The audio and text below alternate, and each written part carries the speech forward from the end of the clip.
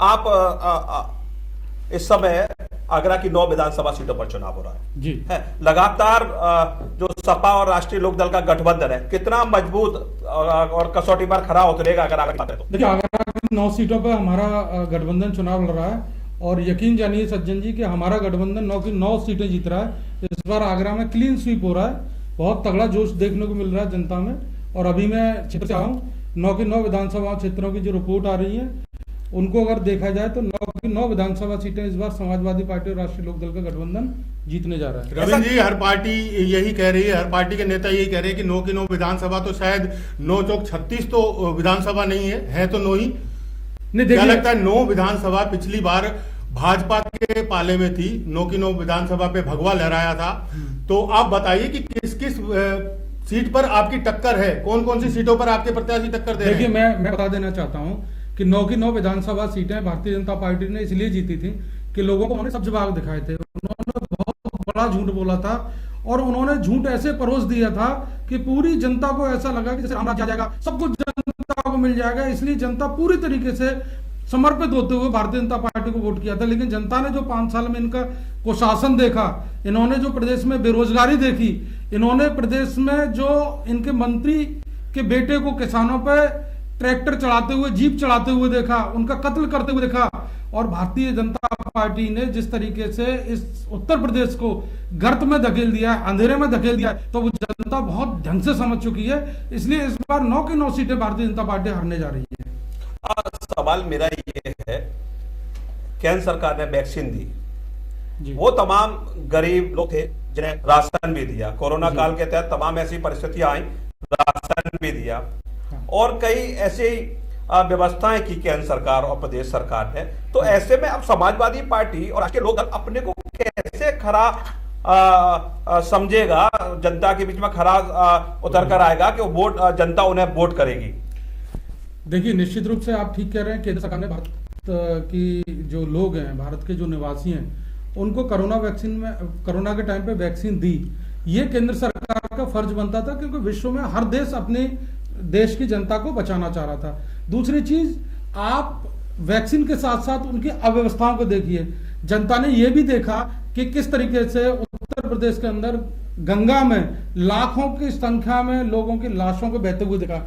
वो मंजर जो जनता ने देखा था, उस मंजर को जनता कभी नहीं भूल सकती है। जनता ने यह भी देखा लखनऊ के अंदर जब हजारों की संख्या में डेड बॉडी जा रही थी, तो भारतीय जनता पार्टी सरकार ने नीले कलर की बैरिकेडिंग लगा के वहां पे इस तरीके से दिखाने की कोशिश की कि अंदर कुछ नहीं है, अंदर का जो दृश्य दिख रहा था उस तक को छोड़ दिया। जहां तक वैक्सीन की सवाल है, तो अब देखिए, सरकारें जिस देश में जो भी सरकार होती है, तो वैक्सीन तो चलता रहता है। चाहे आप पोलियो की वैक्सीन समझ लीजिए, खांसी की समझ लीजिए, अब जितनी वैक्सीन सरकार ने फ्री में दी।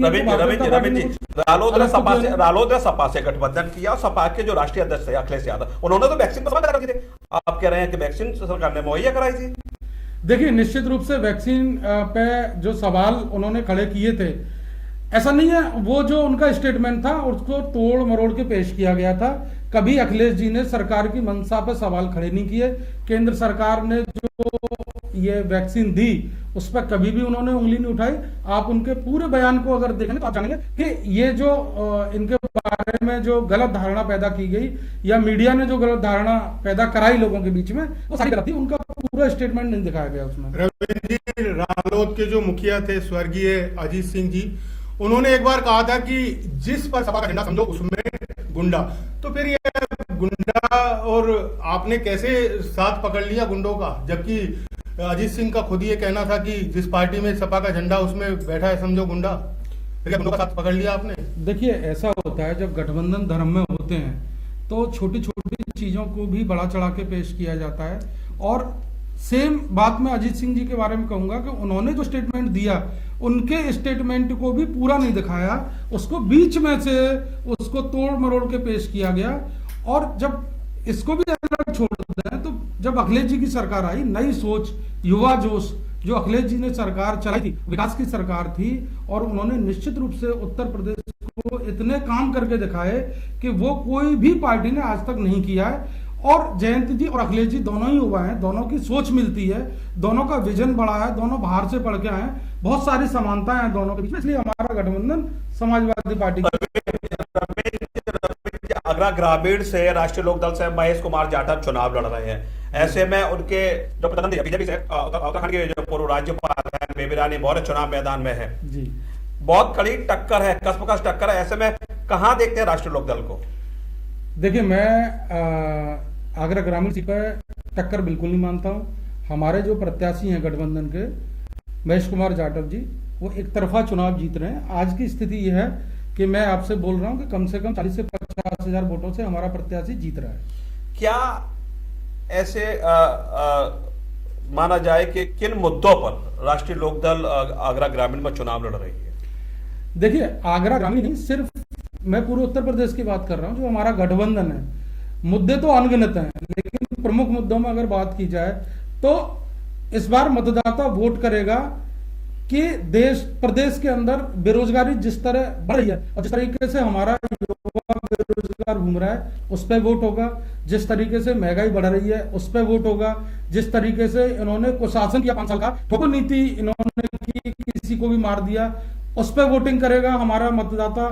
और उसके साथ साथ जो किसानों के साथ अन्याय किया है, इन्होंने किसानों को एमएसपी नहीं दिया, इन्होंने किसानों के ऊपर ट्रैक्टर चढ़ा के उनकी हत्या कर दी, इन्होंने 700 साढ़े 700 किसानों की बलि ले ली दिल्ली के अंदर। तो ये सारी चीजें जनता देख रही है, यही प्रमुख मुद्दे हैं। और चौधरी अजीत सिंह की राष्ट्रीय लोकदल और आज चौधरी जयंत सिंह की राष्ट्रीय लोकदल, दोनों में कितना अंतर आप समझ रहे हैं?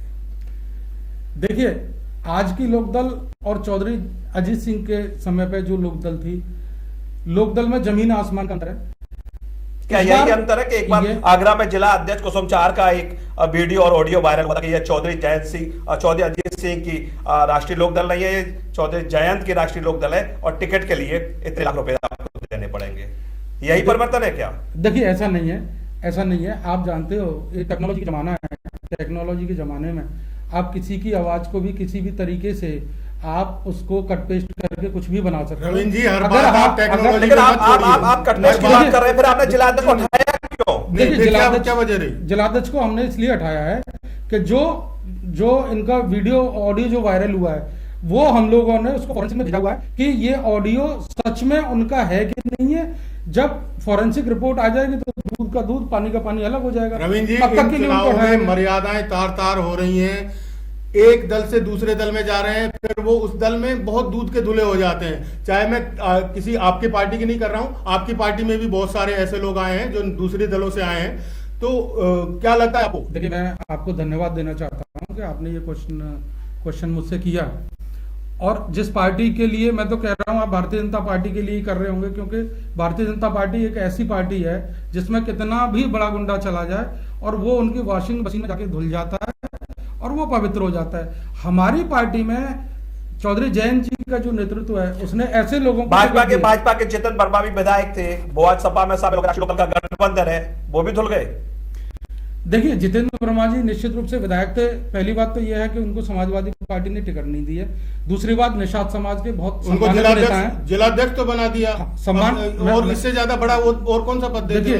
देखिए, जितेंद्र जी हमारे सम्मानित नेता हैं, निषादों के बड़े नेता हैं, और उन्होंने अपने विधायक काल में, हमको पता है कि उन्होंने काम किए हैं, हम उनके कामों की सराहना करते हैं, इसलिए हमने हमारा गठबंधन ने उनको जिलाध्यक्ष बनाया। अगर काम किए होते तो क्यों भाजपा से बाहर निकलते हो?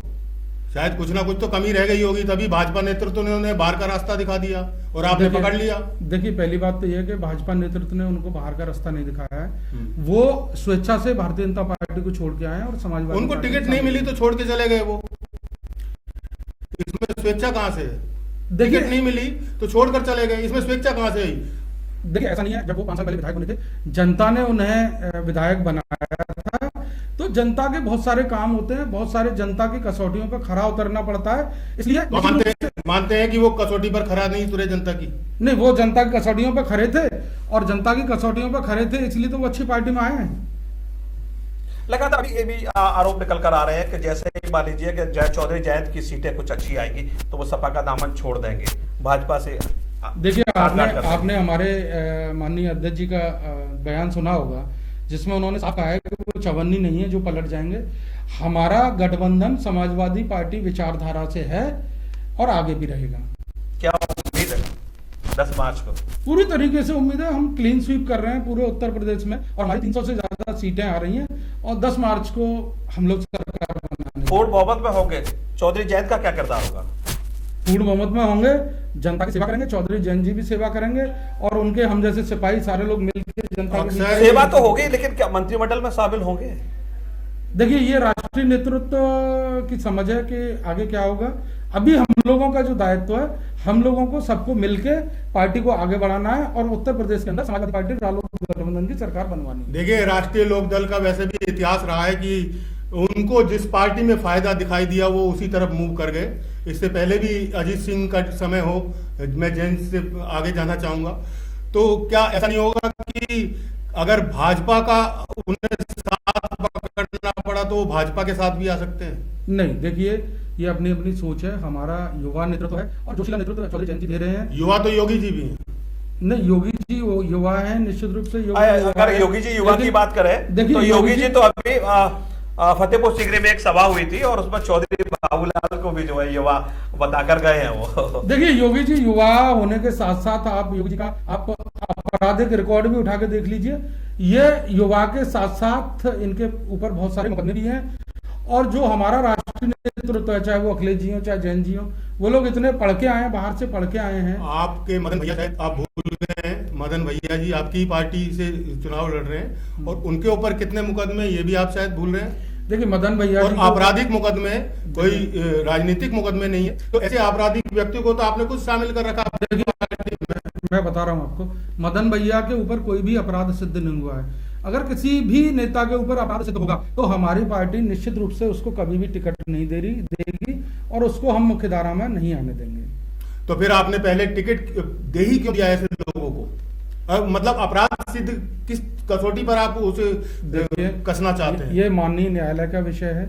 माननीय न्यायालय अगर उनको अपराधी मानता है, अगर वो न माननीय न्यायालय सजा देता है तो निश्चित रूप से चलिए एक सवाल सत्ता में आती है जी, आगरा को क्या मिलेगा? देखिए, सरकार हमारे गठबंधन की अगर सरकार आती है तो आपने देखा माननीय अखिलेश जी की सरकार थी तो आगरा में इतने विकास कार्य हुए, रिंग रोड बना, आगरा को लखनऊ से कनेक्ट करते हुए एक्सप्रेस वे बना और ताजमहल के आसपास जितने विकास कार्य कराए वो अखिलेश जी ने कराए। तो दोनों नेताओं का विजन है। आगरा के लिए भी निश्चित रूप से हम लोगों ने बहुत अच्छा सोचा है और हम लोग आगरा के विकास के लिए जो भी कुछ हो सकता है वो सारा कुछ करेंगे। क्या अभी क्या दरकार ऐसा आपको लग रही है दरकार आगरा में कि ये होना बाकी है? देखिए, हम जनता के बीच गए हैं, जनता के बीच में हम लोगों ने जाके उनकी समस्याओं का पता किया है और आगरा की जो कॉमन समस्याएं हैं, जो भारतीय जनता पार्टी ने उन समस्याओं की तरफ बिल्कुल ध्यान नहीं दिया है। वो भारतीय जनता पार्टी सिर्फ हल्ला मचाती रही है। जो भारतीय जनता पार्टी ने हल्ला मचाया कि हमने ये काम किए हैं और उन्होंने सिर्फ कागज पे किया है, धरातल पे उतर के देखा उन्होंने कोई काम नहीं किया है। हम उन कामों को पूरा करेंगे और जो जनता के बीच में हमने जाके जाना है, जनता की हम समस्याओं को भी निश्चित रूप से पूर्ण रूप से और उनकी समस्याओं पर खरा उतरने की कोशिश करेंगे। तो ये थे रविंद्र सिंह जी जिनसे हमारी वार्ता हुई। अगली बार फिर आपसे मुलाकात होगी, जो लगातार लोगों को सैनिटाइज कर रही हैं और ताकि कोरोना गाइडलाइंस का भी पूरी तरह से पालन हो।